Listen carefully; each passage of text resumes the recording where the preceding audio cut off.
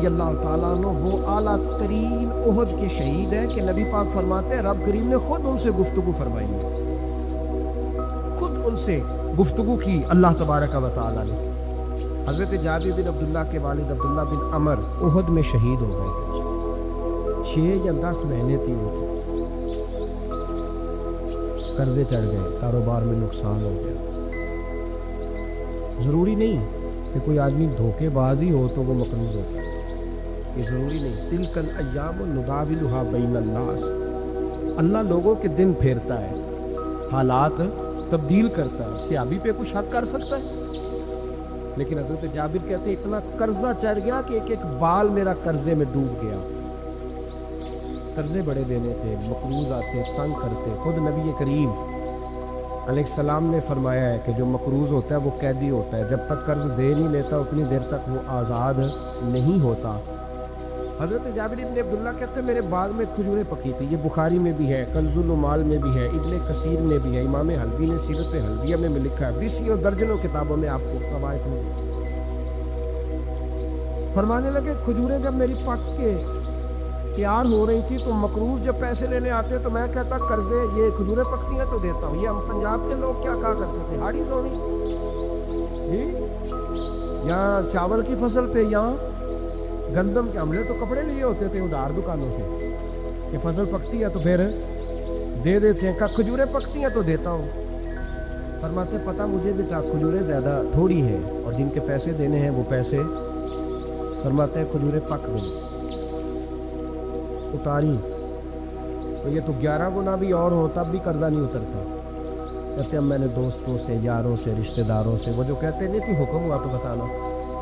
پھر جس دن بندہ حکم بتاتا ہے اس دن کہتے ہیں آج سویرے ہی بچہ پیسے لے گیا، لیکن 2 گھنٹے پہلے بتاتا تو تیرا کام، ہنس رہے ہیں آپ بیچ بیچ میں سے، 2 گھنٹے بعد لیٹ ہیں آپ، بلکہ کہیں تو پونے گھنٹے کا ٹائم دیتے ہیں، کہتے ہیں پونا گھنٹہ پہلے تو آ جاتا تو تیرا کام بس، اور جب بھی آپ فون کرو 6ویں دفعہ کریں تو پھر شاید آدھے گھنٹے کا ٹائم دے دیں، آدھا گھنٹہ ہو گیا تو لیٹ ہو گیا، ورنہ کام بالکل تیار تھا۔ اور ہمارے زمانے میں تو دوستی قائم رکھنی ہے تو صرف اس سے رہ سکتی ہے جسے آپ کام نہ بتائیں، حالانکہ اس دوست کا کیا مطلب، دنیا تے جو کام نہ آیا اوکھے سوکھے ویلے، اس بے فیض سنگی کولوں بہتر یار اکیلے، کیا مطلب ہے، کام بتایا تو رفو چکر ہو گیا، مانا کیا ہوا اس بات؟ میرے رسول کائنات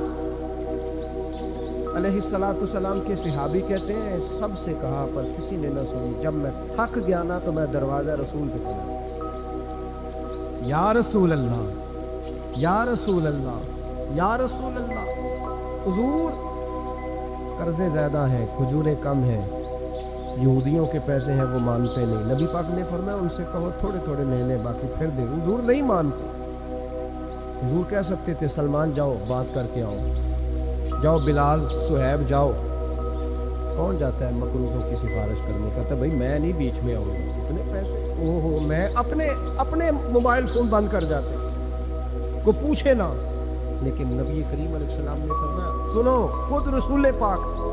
خود نبی پاک نے، حضور نے فرمایا چل میں تیرے ساتھ چلتا، چل میں تیرے ساتھ چلتا، مقروض کے ساتھ، امیر کے ساتھ نہیں، اس کے ساتھ نہیں جس نے پیسے لینے ہیں،